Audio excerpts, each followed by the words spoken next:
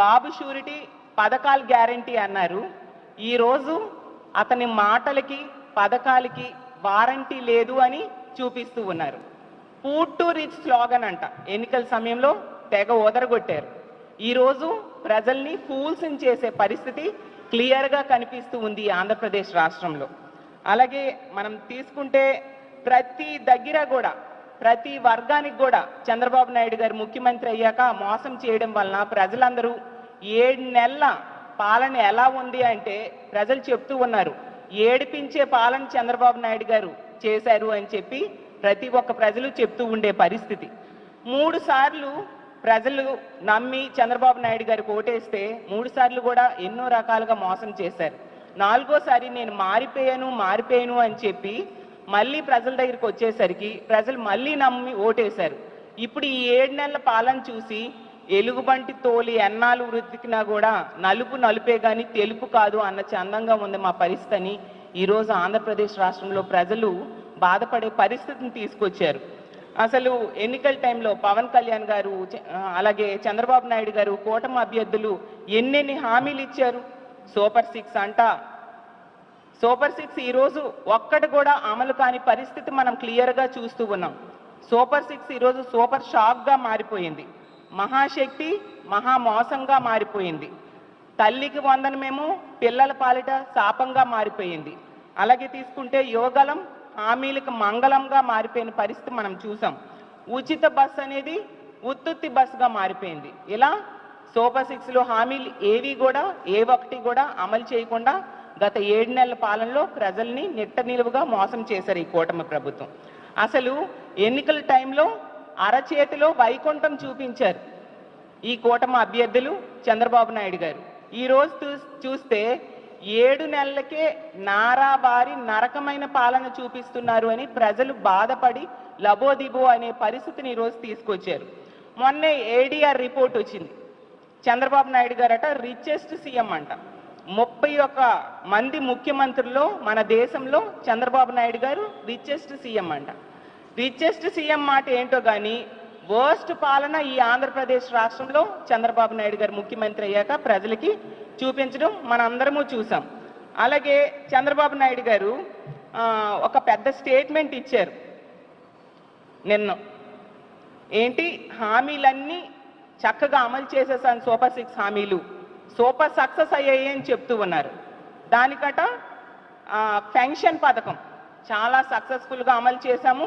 నేను సవాల్ చేస్తున్నాను ప్రతిపక్షాల వాళ్ళకి, అసలు ఇంత బాగా పెన్షన్ 4000 ఇచ్చి అమలు చేసే వాళ్ళు ఎవరైనా ఉన్నారా అనేసి అంటూ సవాల్ విసిరారు. చంద్రబాబు నాయుడు గారికి చెప్తున్నాను, మీ సవాల్ని మేము స్వీకరిస్తున్నాం. మీ మహిళా అధ్యక్షురాలను పిలవండి, నేను కూడా ఒక మహిళా అధ్యక్షురాలుగా వస్తాను. మీరు సూపర్ 6లో ఏ హామీలు అమలు చేశారో చెప్పమనండి, మీరు ఏ విధంగా మోసం చేశారో మేము చెప్తాము. ఎంత ఘోరమైన పరిస్థితి అంటే ఈ పెన్షన్ అనే పథకం సూపర్ 6లో ఉందా లేదా కూడా చంద్రబాబు నాయుడు గారు మర్చిపోయారు. గత టైం అంటే 2014 నుంచి 19 మధ్య చంద్రబాబు నాయుడు గారు ముఖ్యమంత్రిగా ఉండేప్పుడు మేనిఫెస్టోని వెబ్సైట్లోంచి తీసేస్తే ఇప్పుడు మేనిఫెస్టోని మెమరీలోంచే చంద్రబాబు నాయుడు గారు తీసేసిన పరిస్థితి క్లియర్గా అర్థమవుతుంది. అంటే సూపర్ 6లో ఏమున్నాయి, తన మేనిఫెస్టోలో ఏం పెట్టారు అనేది కూడా చంద్రబాబు నాయుడు గారు మర్చిపోయి ఇలాంటి సవాళ్ళు ప్రతిపక్షాలకి విసురుతూ ఉండడం నిజంగా సిగ్గుచేటు. అలాగే మీ చంద్రబాబు నాయుడు గారు మీరు హామీలు ఇవ్వడంలో హిట్ అయ్యారు తప్ప వాటిని అమలు చేయడంలో అట్టర్ ఫ్లాప్ అయ్యారని తెలియజేస్తూ ఉన్నాను. అలాగే మహిళలకు ఇచ్చిన ఏ హామీ నెరవేర్చలేదు సరికదా. ఈ రాష్ట్ర ప్రజలందరూ మీ మోసానికి దగాకి బలైపోయిన పరిస్థితి క్లియర్గా కనిపిస్తూ ఉంది. ఏ ఒక్క మహిళకైనా తల్లికి వందనం ఇచ్చారా? ఏ ఒక్క మహిళకైనా అమ్మఒడి ఇచ్చారా? ఏ ఒక్క మహిళకైనా ఫ్రీ బస్ ఎక్కించారా? ఏ ఒక్క మహిళకైనా ఇల్లు ఇచ్చారా? ఏ చదువుకునే బిడ్డకైనా ఫీజు రియంబర్స్మెంట్ ఇచ్చారా?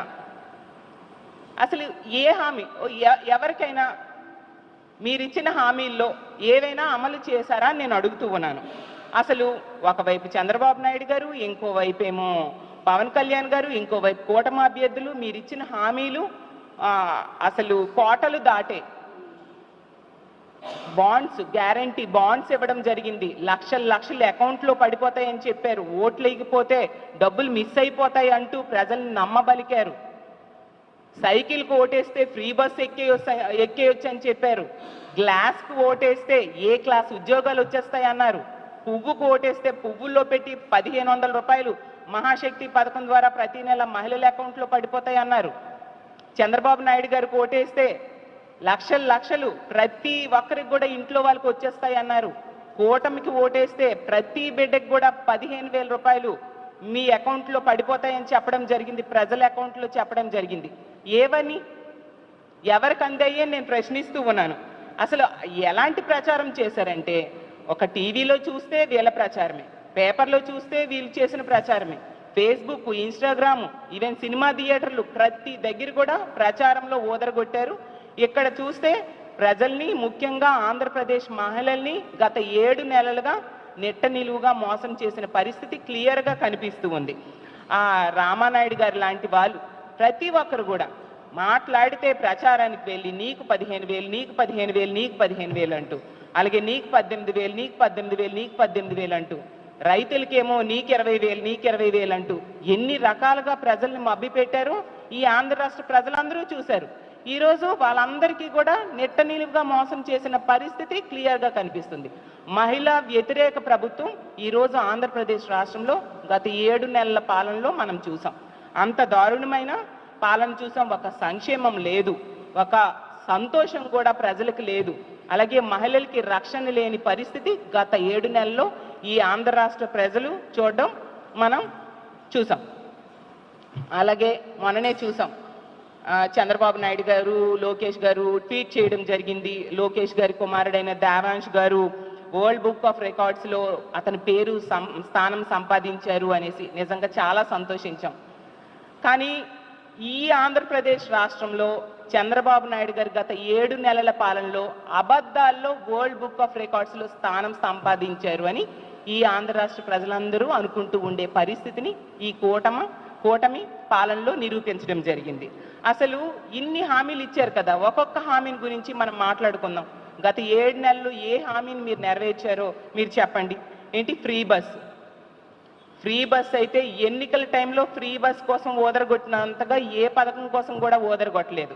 తీసుకుంటే తిరుపతి, కాణిపాకం, శ్రీకాళహస్తి, శ్రీశైలం, విజయవాడ, అన్నవరం, ఇలా ప్రతి దగ్గరికి కూడా, సింహాచలం, పుణ్యక్షేత్రాలన్నీ కూడా ఫ్రీగా తిప్పేస్తాము. జూన్ 4వ తేదీన రిజల్ట్ వచ్చిన దగ్గర నుంచి కూడా ఫ్రీ బస్ అమలైపోతుంది అని చెప్పారు. ఏది 7 నెలలు గడిచిపోయింది. ఫ్రీ బస్తో ఎక్కడ తిప్పారు మహిళలకి? మహిళలు అయితే ఆశపడ్డారు తమ మొక్కులన్నీ తీర్చేసుకోవచ్చు అని. ఆ చూస్తే అక్కడ వినాయక చవితి అయితే అయిపోయింది, దసరా అయిపోయింది, దీపావళి అయిపోయింది, కార్తీక పౌర్ణమి అయిపోయింది, క్రిస్మస్ అయిపోయింది, మన అందరి పెద్ద పండగ సంక్రాంతి కూడా వచ్చేస్తుంది. ఫ్రీ బస్ లేదు.